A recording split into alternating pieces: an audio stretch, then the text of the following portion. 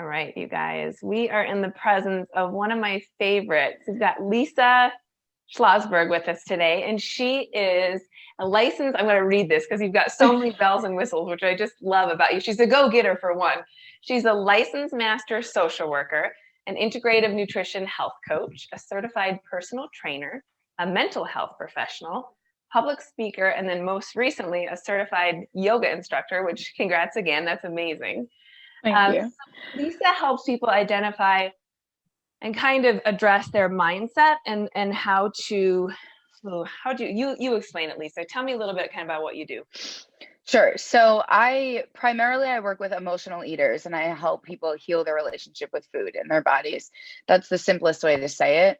But I think for the sake of this conversation, what I do is really help people connect mind to body so that you are working in one piece. It's not what many of us I think are familiar with, which is what a diet feels like much of the time, which is it's kind of like your brain doing all the work, all the calculating, all the math, all the algorithms of eating, what to eat, what not to eat, calories in, calories out, all the calculating, but very little to do with our bodies. Yeah, So how we're yeah, feeling, hungry, full, tired, thirsty, like what's going on with the feelings in the body.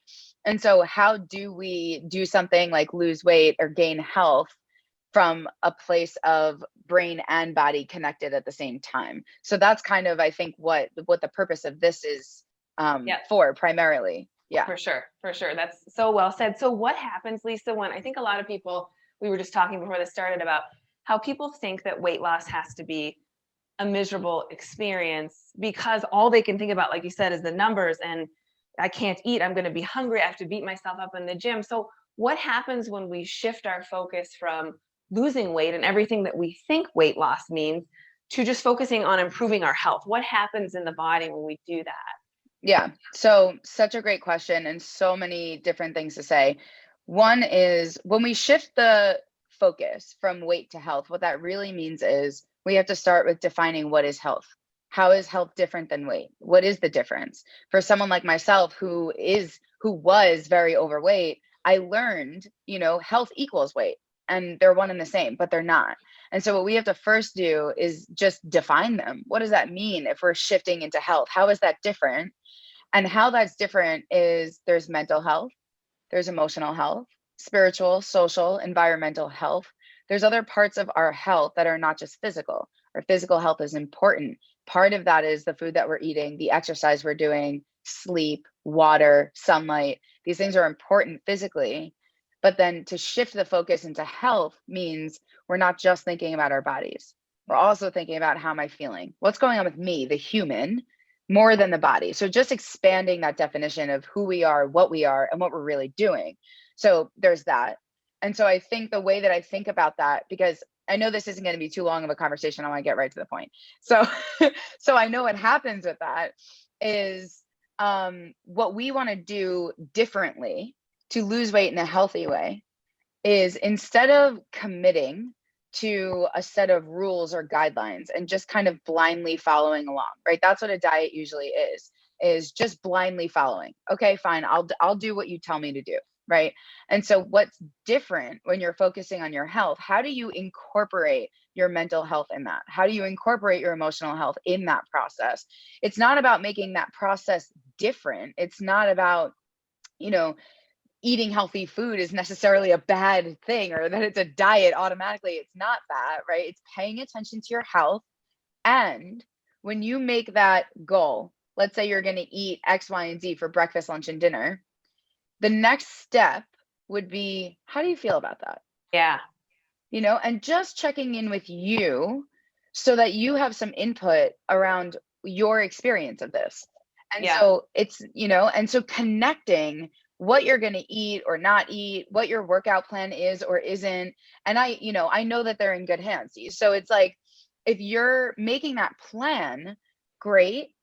There's nothing wrong with that. The only other thing that is missing when you're following a like mainstream diet is there's no room, there's no space for what are you thinking, how are you feeling, what's going on with you. So that's the number one thing you really want to pay attention to while you're doing it. And And I think this is kind of the question you were asking primarily. That is, what happens in the body? How does the brain science, how does the chemistry shift? And it's huge, and it's everything. It has everything to do with whether or not you're going to actually achieve your goal, is what's going on in that internal process. Because the long story short here, in terms of the brain science, is as soon as you want to be different than you are, as soon as your human brain tells your animal brain that we want to be different, your animal brain doesn't really know that what you're doing is changing your body, going on a diet. What your animal brain hears, because it's only designed to keep you safe like any other animal, the only thing your animal brain hears is, we have to get out of here. Yeah. We have to get out of here. And so because it's only designed to keep you safe, it hears that and says we're in danger.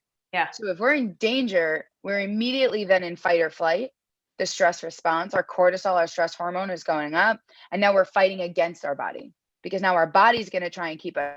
We actually can never get there. Part of the reason we gain the weight back plus some, if you've ever done like a mainstream diet, you lose all the weight, it works until it doesn't. And then the weight comes back plus some. Yeah. So it's important to understand that weight gain, that extra weight gain, is a function of brain science. It's not a lack of willpower. It's not discipline. It's not control. It's none of those things. I like to act out what the brain does. When the diet's over, here's what happens in the brain. The diet ends, and your brain, only designed to help keep you alive and protect you, is going to do this thing that says, oh, thank God, this famine is over. Okay, so as your brain, I'm going to do this thing. And because I'm so good at this, I'm such a natural at this, you don't even have to think about it. You don't even have to know that this is happening, frankly. I'm going to take care of it. I'm going to do it all myself. What I'm going to do is, I'm not just going to restore all that weight you lost. I'm actually going to restore all that weight, and then I'm going to add a little bit extra, just in case you ever have to go through that horrible famine all over again. Yeah. You have extra protection. Okay. So that's why something I like to say is, if your body feels like it's on the journey with you, it doesn't feel the need to retaliate against you.